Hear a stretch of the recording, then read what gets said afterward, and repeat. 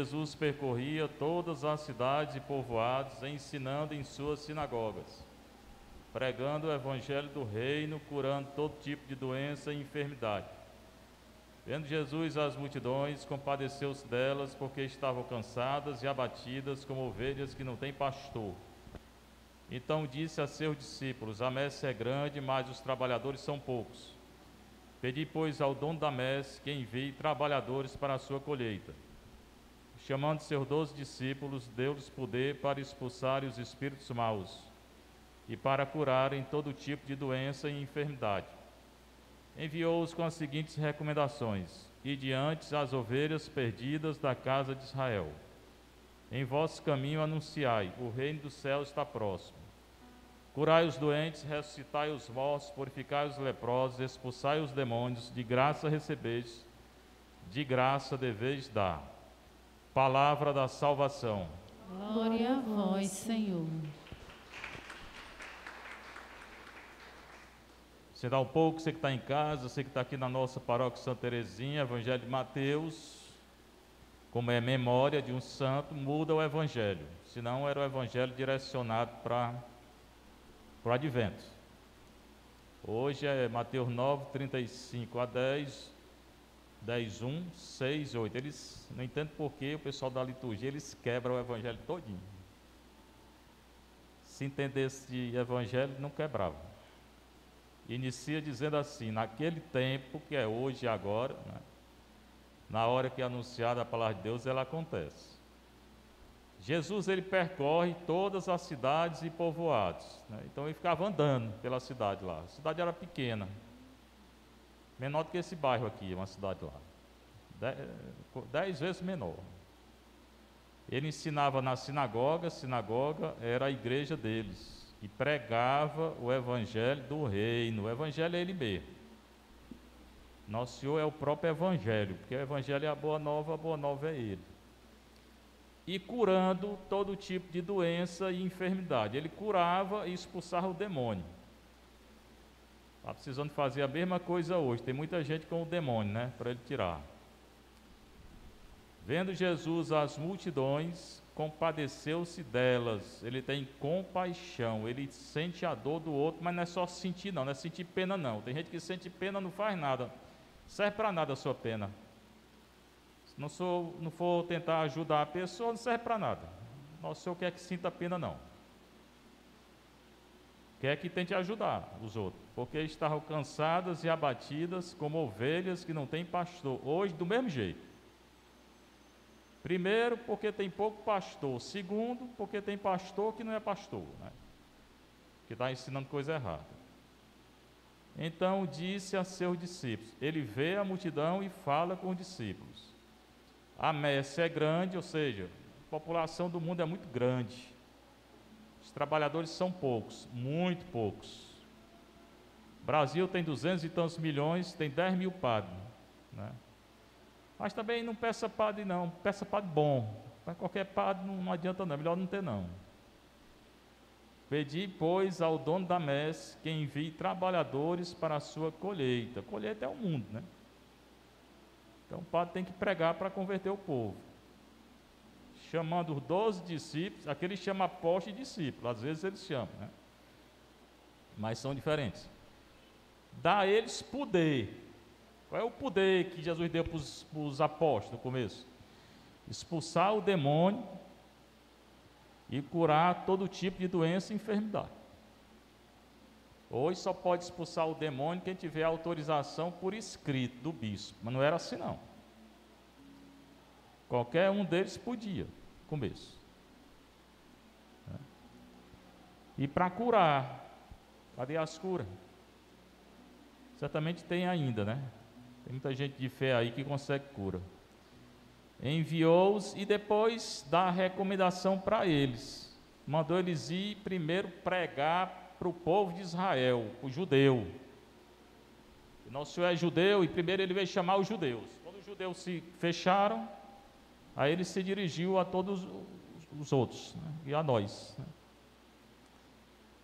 Em vosso caminho anunciai. O que é que a gente tem que anunciar? Está escrito aqui, o reino dos céus está próximo. Então a missão é anunciar o reino dos céus, o reino de Deus, não é o reino da terra não, como estão fazendo em muitas igrejas. Só fala de política, política, política, isso não é o reino dos céus não. Está mandando anunciar o reino de Deus, não é o reino da terra não. Parece que estão trocando as coisas hoje, né? Esquecendo do reino de Deus. Os pregadores, né? Depois de anunciar o reino, curar os doentes, ressuscitar os mortos, purificar os leprosos, expulsar o demônio. A ordem dele foi essa. Muitas igrejas não tem isso não. Ele não anuncia nem o reino de Deus. Anuncia um bocado de coisa, mas o reino de Deus. E no fim ele diz: de graça receber, de graça dever dar. Pode estar cobrando não. Não é para enriquecer não. É outra coisa aqui que tem que ver. Pode estar enriquecendo não. Certamente a igreja tem que, né, fazer as coisas, mas não é para estar enriquecendo não. Ele manda fazer de graça. Tem o livro do Isaías, profeta Isaías, que aqui é só coisa boa que ele fala, né? Fala: o Senhor, o Santo de Israel, o povo de Sião, hoje é a igreja, que habitas em Jerusalém, era Jerusalém, Israel, hoje é a igreja. Não terás motivo algum para chorar. Então está falando de um tempo que vai acontecer, um tempo de alegria, de paz, de luz. Quando é esse tempo? Só quando nosso Senhor voltar e restaurar tudo, porque senão não vai não. Não terás motivo algum para chorar. Ele se comoverá à voz do teu clamor. Quem? O Senhor vai escutar o clamor. Logo que ouvir, atenderá. Vai atender a todos os pedidos. Isso aqui é quando tiver o retorno dele. Nesse momento atual ele atende alguns pedidos, mas nem tudo está restaurado não. O Senhor de certo dará a todos o pão da angústia e a água da aflição. Primeiro, antes que venha esse período aí de muita bonança, vai ter angústia e aflição. É o que está tendo hoje, né? Não se apartará mais de ti o teu mestre, teus olhos poderão vê-lo. Um tempo que todo mundo vai ver o Senhor. É de muita esperança essa leitura, é Isaías 30. 19 a 21, ele pula o 22, vai do 23 ao 26. Aqui quebra de novo a leitura. É bom ler tudo. E teus ouvidos, então, teus olhos poderão vê-lo, e teus ouvidos poderão ouvir a palavra de aviso atrás de ti. Né? Todo mundo vai ver o Senhor, vai escutar o Senhor. Qual é a palavra? O caminho é este para todos, segui por ele, sem desviar-vos à direita ou à esquerda. O caminho hoje é o que a Igreja Católica ensina. O caminho hoje é Cristo. Eu sou o caminho, a verdade e a vida. Ele fala lá em João 14. Né? Ele te dará chuva para a semente que tiveres semeado na terra. Quer dizer, é um período de muita bonança, muita fartura. O fruto da terra será abundante e rico. Nesse dia, o teu rebanho pastará em vastas pastagens. Todo mundo vai ser rico, né? Hoje não é assim, né? Teus bois e os animais que lavram a terra comerão forragem salgada, quer dizer, a melhor forragem que existia. Limpa como pá e peneira. Quer dizer, um período muito bom que ele está falando aqui. Isso dá esperança no mundo que nós estamos vivendo, que é um mundo sem Deus hoje, né? Haverá em toda montanha alta, em toda colina elevada, águas, arroios de água corrente, água para todo mundo. Lá era deserto, tinha água não. Está dizendo que vai ter água para todo mundo. Num dia que muitos serão mortos com o desabamento de seus torreões. Ainda assim muitos morrerão. Quem? Quem não acreditar em Deus, quem não acreditar no Senhor, que não seguir o Senhor vai morrer.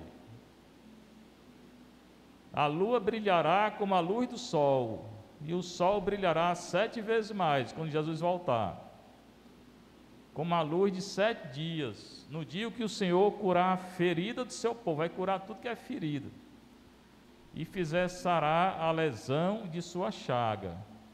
Toda chaga, toda ferida, Ele vai curar, até porque ele foi ferido, né? Ele foi chagado. Mas isso aqui só vai alcançar mesmo quem tiver fé.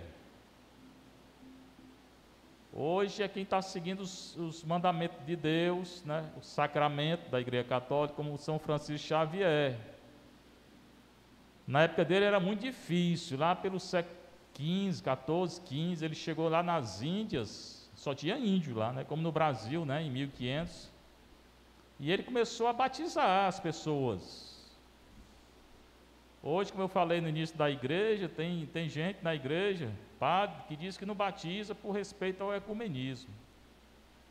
Seria bom esses padres ler a história de São Francisco Xavier, para aprender. Entendeu? A igreja tem a obrigação de batizar. Está lá no Evangelho de Mateus 28. Batizai todos os povos, em nome do Pai, do Filho e do Espírito Santo. A cultura, o ecumenismo não é superior à religião, não. Não é superior a uma ordem de Nosso Senhor, não. Mas hoje estão trocando as coisas. Um respeito exagerado por ecologia, por política, por cultura. Pronto, agora ninguém pode fazer nada, né? Fora dizer, passaram aí esses dias, tem uma lei aí no Congresso querendo tirar algumas palavras da Bíblia, que eles acham ofensiva, né? E quem é esse sujeito aí, esses deputados? Eles que decidem o que é bom, o que não é na Bíblia. Eles estudaram Bíblia para saber de alguma coisa? Estudaram nada. Mas o povo é culpado também, porque vota em que não presta. Quando a gente vota em que não presta, aí aguenta. Não reclama não. Eu reclamo, porque eu não votei neles. Né? Mas se você votou neles aí, aguenta. Você não votou? Estão querendo tirar as palavras da Bíblia. Quando Deus fala que casamento é entre homem e mulher, estão querendo tirar essa frase. Quando a Bíblia condena o homossexualismo, eles estão querendo tirar. Então você que votou neles, você é tão culpado como eles. E vai responder. Seja louvado nosso Senhor Jesus Cristo. Para sempre seja louvada vossa Mãe Maria Santíssima.